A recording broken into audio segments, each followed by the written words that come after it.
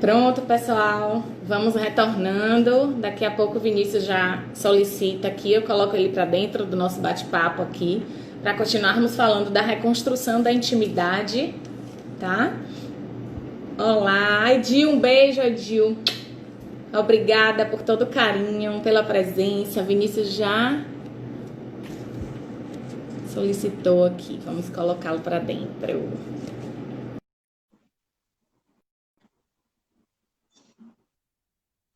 Pronto, o pessoal tá chegando, o Vinícius também tá entrando. Prontinho, estamos de volta. Pronto, vamos dar um... Sim, diga. Não, só para informar, eu vi duas pessoas aqui dizendo que para algumas pessoas meu áudio está baixo. Sim. Eu tô tendo um problema com o Instagram. Aí você compra uma tecnologia tal, celular tal, internet tal, e o Instagram bugou no meu celular. Então, toda vez que eu participo da live com o meu celular, eu só consigo fazer com o meu. Né? Então eu peguei aqui um celular adaptado, então eu tô sem um fone. Então, Mas algumas pessoas estão dizendo que tá bem. Para mim também tá bem. É uma coisa também de cada um, mas eu também li isso. Fiquei preocupada, mas não vi muitas pessoas falando. Tá mais baixo do que a minha voz, mas tá audível, tá tranquilo. pronto. Viu? Então, Vamos esperar um questões tecnológicas, pouquinho. mas vamos lá. É, Então, você sim, estava estávamos. falando o Você quê? que Não foi você. Não, você, querida. Eu estava aqui consciente de que você sabia onde paramos, porque eu ainda tive que colocar o título. Nem sei onde eu estava, para falar a verdade, viu? Pronto. Me desconcentrei um pouquinho. Então a gente recomeça, né? Então a gente continua esse papo. Né? A gente estava falando sobre a questão das relações de poder, a gente estava falando das questões do Sim. movimento feminista, da mudança, né? Sobre essa questão de como as mulheres Me hoje têm lembrei, uma filho, me nova lembrei. forma de ser. Ótimo, maravilha. Nada como puxar Eu um estava pouquinho as falando, memórias, que a memória presente tá vendo? E é conecta. isso que a gente faz, né, com o casal. Quando a gente puxa as memórias da época da conquista, do apaixonamento, aí surge, né, como um insight. Aí as pessoas vão experimentando as sensações felizes que tiveram na paquera. E aí a gente vai estimulando que essas pessoas proporcionem a si mesmas encontros divertidos, que Uhum. muitas vezes ficaram para trás, né? O investimento na relação, o investimento em momentos prazerosos. E eu sempre falo assim, para você desenvolver um hábito, aquilo tem que ter uma constância. Se você deixou de ter um hábito, você quer fazer com que se torne de novo habitual, tem que existir uma constância, Uhum. né? Mas para existir a constância, tem que primeiro existir, né? Então, como é que as pessoas vão agora fazer propostas das quais elas se envergonham porque acham que já não cabe mais? Quer dizer, se fosse um novo amor, uma nova pessoa, é só a gente lembrar quantas pessoas vocês conhecem que chegaram à separação e que depois viveram uma nova experiência amorosa e tiveram um investimento como vocês nunca assistiram essa pessoa ter. Por que a gente pode estar preparado para reinvestir numa nova relação amorosa e ficar tão descrente dessa possibilidade de reconquista, né, do nosso parceiro? E Isso. que ele, às vezes vai soar engraçado mesmo, porque é forçado, é forçado. É forçado. Eu já dei um exemplo aqui de um cliente que eu sugeri colocar alarmes no celular. Você lembra disso, né? Ele colocava alarmes para ele lembrar de mandar um emoji para a mulher, um telefonema, uma mensagenzinha, uma música, né? Até que depois de um tempo, por que a gente estava fazendo isso? Porque a linguagem de amor dela é palavras de afirmação. E Uhum. ele não tinha esse hábito, Isso. né? E aí a gente vai ensinar essa pessoa a desenvolver o hábito de falar palavras de afirmação para quem é importante escutar. Cláudia até tinha colocado no outro, não sei se você leu, que ela fica muito triste quando ela escuta de outras pessoas coisas que ela queria escutar do próprio marido, né, do próprio Sim. parceiro. Uhum. Né? E eu não sei se você leu essa Cheguei a... participação, né? E isso acontece muito, né? Essas queixas. Mas até que ponto você está ensinando a seu parceiro, que aí vem a democracia, que aí vem a humildade que você tanto defende e que eu, né, assino embaixo. Por que eu não posso ensinar meu parceiro o que me deixa mais feliz? Por que eu não posso trazer para ele qual a linguagem de amor que é importante para mim? Por vaidade? A mesma vaidade que faz um adolescente chegar no meu consultório e dizer: ah, meu paquera acabou de me mandar uma mensagem, mas eu só vou responder daqui a umas 3 horas. Né? Desses aconselhamentos que terminam favorecendo esse comportamento, né, errôneo das pessoas entrarem numa relação de disputa, de competição. Né? Mas o que eu estava falando antes foi das leis que Bert Hellinger defende, lembra? Né? A lei da hierarquia e a lei do dar e receber, que é completamente diferente, né, desse comportamento que você verifica entre os casais. Isso Então, assim, o equilíbrio entre o dar e o receber. É muito interessante ver como algumas pessoas se incomodam com a fala do outro. Como algumas pessoas se incomodam quando, quando há um processo de diálogo. Né? A gente está numa cultura do qual a gente ainda tem muita dificuldade de dialogar. Então, esse é o movimento que a gente está trazendo aqui. Quando a gente tem essa questão quando você traz de uma forma tão bonita, essa questão do ajudar o outro a chegar onde precisa.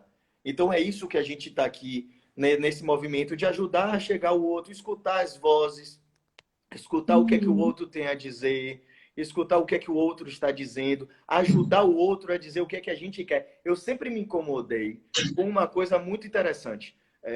Isso é muito cristão, na verdade. Tá? E por um tempo, algumas abordagens psicológicas pegaram muito dessa perspectiva. Aquela ideia de que você tem que entender o modo do seu parceiro ou da sua parceira funcionar. Sim. E você tem que entender isso. É quase como se o outro não fosse mudar e você não pudesse mexer. Sim. Pronto. Que é uma forma muito típica do relacionamento mais dos modos antigos, que é um modo muito cristão, que é essa coisa de suportar o relacionamento. Quando a gente entrevista, na minha dissertação apareceu isso, e quantos textos a gente não leu que fala sobre isso, né? De que o casamento não era um espaço de amor. A gente convida Anthony Giddens para falar sobre isso, quando Giddens fala sobre transformação da intimidade, como o espaço do relacionamento não era um espaço de intimidade, era um espaço de comodismo, era um espaço de poder, era um espaço de outras coisas, não era um espaço de encontro, não era um espaço de relação.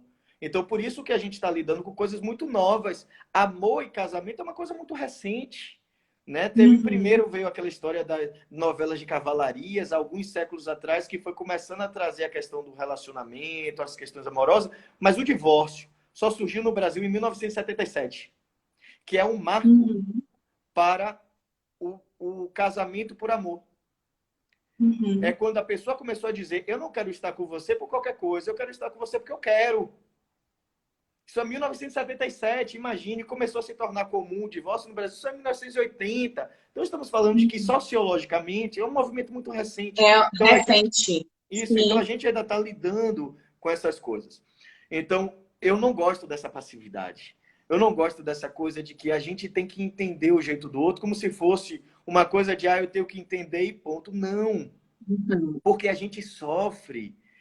A sociologia não entendeu. E Bauman foi uma das pessoas que não entendeu. Ele demorou muito para entender. Só recentemente, quase antes de morrer, que ele começou a entender. Porque o próprio livro do Amor Líquido é um livro muito conservador, se você observa dentro de certas óticas. Havia sempre um combate, a coisa da mudança como algo ruim, as transições como algo ruim. Então, a gente tem que entender o outro, a gente tem que suportar o outro, né? E existe um certo limite para isso. Então, existe o limite do incômodo. Você tem que afetar o outro, como a gente está falando. A gente tem que transgredir o outro. Então, a gente tem que ensinar assim o outro. Se eu gosto de um jeito, e aí vem Lipovetsky, né? Rapaz, se a gente pegasse aqui toda essa literatura que a gente utilizou hoje, né? Então, se você pega Lipovetsky com a hipermodernidade, com a ideia do narcisismo, o narcisismo não é uma coisa ruim. O narcisismo quer dizer que você quer. Né? Se você se torna uma pessoa patologicamente narcísica, aí já é uma outra questão. Né? Isso já envolve outras questões. Em alguns casos, até psicopatológicos, alguns casos complexos. Assim como o egoísmo também, que as pessoas também só veem o lado ruim do egoísmo. né? Isso. E às vezes também a submissão, aquela pessoa que também só vê o lado bom do outro e não consegue ver nada de si. Então, esses casos extremos são casos que a gente tem um cuidado especial. Não é disso que a gente está falando. A questão é de que nossa cultura, quando a gente diz que é uma cultura narcísica, isso indica de que eu quero ter prazer no meu relacionamento. Toda essa viagem sócio-histórica para falar sobre isso. Precisamos ter prazer no nosso relacionamento. O que é ter prazer no relacionamento? É virar pro outro e dizer, brother, me manda uma mensagem, velho. De um jeito bem baiano. Se for então aí, eu fico... boa cabeça. Que... Baiano não é assim, porque a gente fala cheio do rebuscado técnico, mas na prática é assim que funciona. Ô, velho, você não vai me mandar uma mensagem? Então é fazer essa solicitação. É requisitar sim, porque não tem tesão que dure se eu gosto de receber uma mensagem e o meu parceiro não me manda. Eu não vou ter tesão à noite se ao longo do meu dia o meu parceiro não fez questão de uma mensagem, eu vou ligar o dane-se para não dizer outra coisa, né? Tipo, não. E aí tem gente que tem o hábito já de, nas relações sociais, ser mais amoroso, no sentido de palavras de afirmação. Então, às vezes, a pessoa está sendo amorosa com você, que é amiga, e você fala para essa pessoa, agradece a palavra de afirmação que recebeu, mas para o seu parceiro você não fala o quanto que isso é importante. E aí você tende a valorizar de quem tem essa prática. Essa pessoa que faz isso tem essa linguagem de amor. O seu marido não. E como é que ele vai descobrir que para você isso é importante se você não falar? É a famosa bula que eu digo, né? Que os adultos já têm uma competência para entregar para o outro a bula. Ó, essa é a minha bula, né? As contraindicações, os efeitos colaterais. Você estava pensando, foi? Você estava pensando? Não, eu pensei logo, né? Mas quando veio bula, eu pensei logo. Efeitos colaterais e contraindicação tá junto. Exatamente. Por que a gente não pode falar, né, sobre o que a gente gosta, o que a gente não gosta? Mas, de repente, e aí tem um hábito também entre os casais, que é se queixar com os amigos, se queixar com os parentes, de coisas que o próprio parceiro não sabe que desagrada. Mas vem dessa origem de nutrirem essa disputa, essa vaidade. E aí, quando chegam para nós, a gente ensinar que isso é disfuncional. Não funciona. Se você aprendeu isso na relação a dois, o que vale é o equilíbrio entre as partes. Tá? E não essa coisa de quem pode mais. Isso, perfeito. Deixa eu só falar uma coisa assim. A live, gente, de hoje é um bate-papo entre eu e Vinícius. Então, Vinícius fala, eu também falo. Entre a gente não tem problema nenhum disso. A gente não tem disputa, a gente não tem vaidade. Quando a live for individual, aí só eu vou falar na minha individual e na dele só ele vai falar quando ele estiver na individual. Mas quem está acessando hoje vai assistir um bate-papo. E por que será que é tão difícil assistir diálogos, esperar a hora do outro falar? Isso tem a ver com o que a gente está trazendo aqui também, não é? A dificuldade de escutar é uma coisa tão complicada na nossa cultura. E é isso que a gente está justamente desenvolvendo aqui. Agora, só para ir finalizando, que se deixar aqui, a gente vai passar mais 4 horas falando. É isso. E também é dia dos namorados, né? Pois é. Tem um aspecto importante que eu gostaria de trazer, que é a paciência. Sim. Quando a gente fala de transformação, eu até compreendo quando vem, né, essa coisa de que quando a pessoa já começa a falar com os amigos, começa a falar com a família, começa a falar com qualquer um, é porque existe tempo para as transformações ocorrerem. Então, é difícil esperar. É difícil. Principalmente porque a gente está... Mas eu falei no sentido de nunca ter falado, entendeu? Não, você está complementando. Isso, tá. eu estou trazendo um outro elemento, né? Um outro aspecto, ótimo. Concordo plenamente com o que você disse. Tem gente que realmente não fala e quer que o outro adivinhe. Mas tem aquele momento também daquela pessoa que fala e o outro demora tempo. E é interessante isso. Porque quando a gente fala casamento é uma experiência para o futuro, não é para o presente. Quando eu falo futuro, é no sentido de que eu preciso pensar de que vai dar certo lá também. Não só aqui. Sim. Porque se eu pensar só aqui, esse conceito do aqui e agora, se mal interpretado, ele acha de que ele tem que funcionar só agora. Mas não. Porque eu tenho que construir. A gente que trabalha aí com psicologia, que trabalha com com mudança de comportamento, a gente sabe quanto tempo demora para mudar um comportamento. Sim. Então, às vezes, essa pessoa, ela começa a falar e aí começa a fazer todo esse treinozinho, como você fez, que eu achei bem interessante, de botar no alarme, aí dá certo, aí depois a pessoa começa a boicotar porque ela cansa, porque ela não está acostumada, porque não é do padrão Porque não estava dela. ouvindo nada no outro. Pois é, aí começa a afetar o outro se chateia, aí fala ele não muda. Então, vai esse movimento de vai e volta, demorado. Então, até mudar, um casal, quando entra em um processo de mudança, isso pode demorar meses e pode demorar anos. Tem casal que passa 4, 5, 6 anos em crise. E aí vem um macete. E aí eu gostaria de finalizar a minha fala com este macete. Qual é a grande sacada para a gente saber se vale a pena manter ou não essa relação, já que, poxa, pode demorar, pode só ser que dê certo, mas pode só ser que não dê. Isso não é um tiro no escuro. Porque nem investidor de bolsa atira no escuro. A pessoa que entra na bolsa de valores e atira no escuro é ou um kamikaze, aquele que pode ganhar tudo em um dia e pode perder tudo no outro, é um sujeito muito irresponsável, ou é um sujeito que entrou agora. Porque investimento não é feito sem análise. Ponto. Então, aí a gente vai concluindo a minha fala. Investimento não ocorre sem análise. Qual é a análise? Se você quer. E a segunda análise, se o outro quer. Às vezes o outro não pode ter no tempo que você quer. Possa ser que não seja agora, mas você precisa observar se ele realmente quer. Se ele está só mentindo, né? Ah, não, eu vou mudar, mas não se responsabiliza. Ou se ele se compromete, não, eu quero realmente mudar, então a gente vai ter que fazer terapia. Você topa fazer uma terapia? A pessoa, pô, vai ser difícil, não é minha e tal, vai ficar ali dura. Não, vamos. Em nome do relacionamento, vamos. Ou então você vê um investimento aqui, você vê uma mudança ali, pronto. Então você investe, porque você está vendo que existe uma possibilidade de crescimento futuro. Porque senão a gente corre o risco de matar uma relação antes do tempo, porque a gente não teve paciência para lidar com as mudanças. Ou como eu acho que a Idil acabou de trazer, ou quando o investimento ele é só unilateral.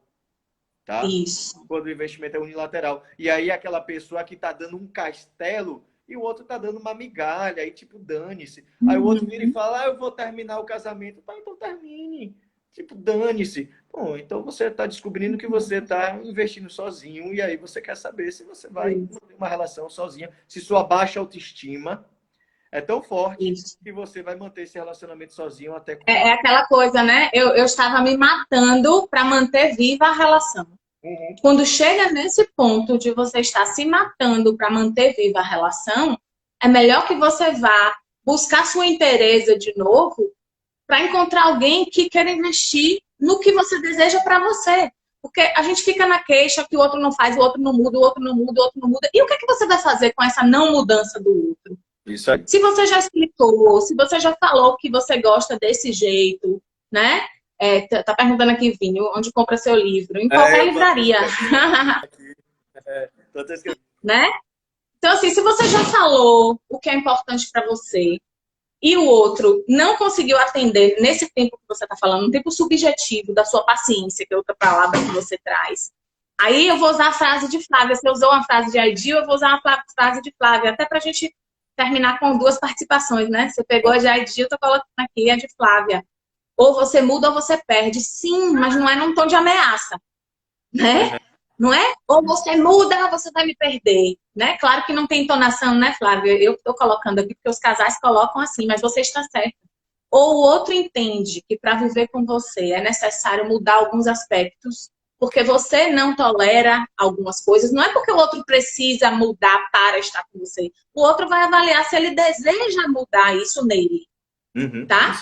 E se você percebeu que não houve um movimento de mudança, porque provavelmente talvez a pessoa não queira mudar esse aspecto que você está chamando a atenção, né? Ou então talvez ela não queira mudar não é suficiente essa relação para promover essa mudança. Ele pode até mudar numa outra relação, porque ele vai ter aprendido com a perda dessa e depois ele vai falar, não é possível que eu vou perder de novo. tá? Então, Isso. nesse sentido, não sendo num tom de ameaça, mas num tom de você também se apropriar se eu me adapto ou não. Às vezes você tem consciência de que você não cabe ali. Na rotina daquela pessoa, do jeito que ela quer viver, eu é que não caibo. E aí Isso. eu vou fazer o quê? Isso. Propor desconstrução.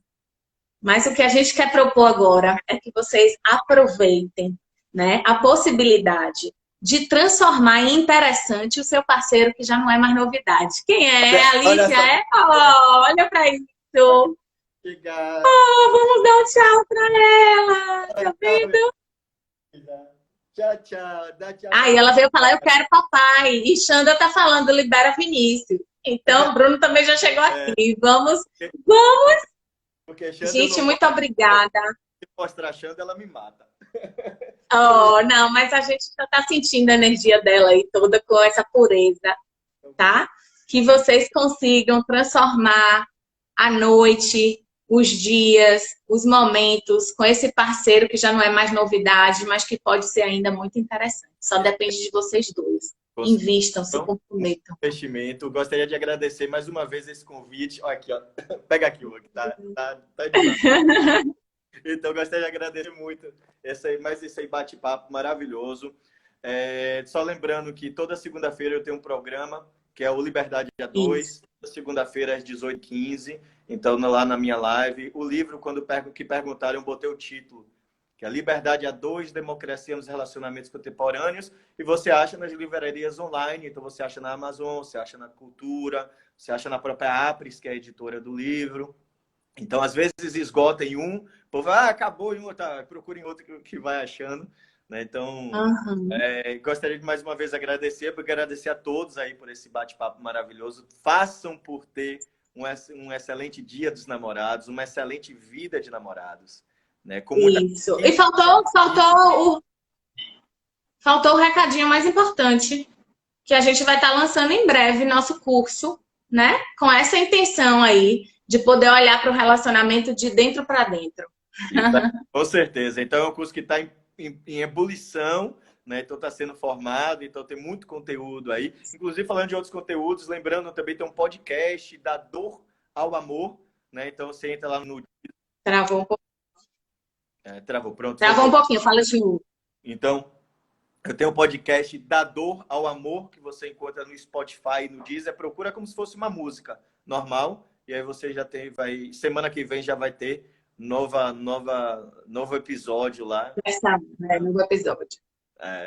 Então, e observem também a curadoria que eu abri, gente, dias 29, 30 e 31 de julho, para a gente poder olhar e revisitar os términos pelos quais passamos ou promovemos, né? E desenvolvermos, a partir desse olhar para experiências de términos que tivemos, uma possibilidade de superação e de voltar a amar.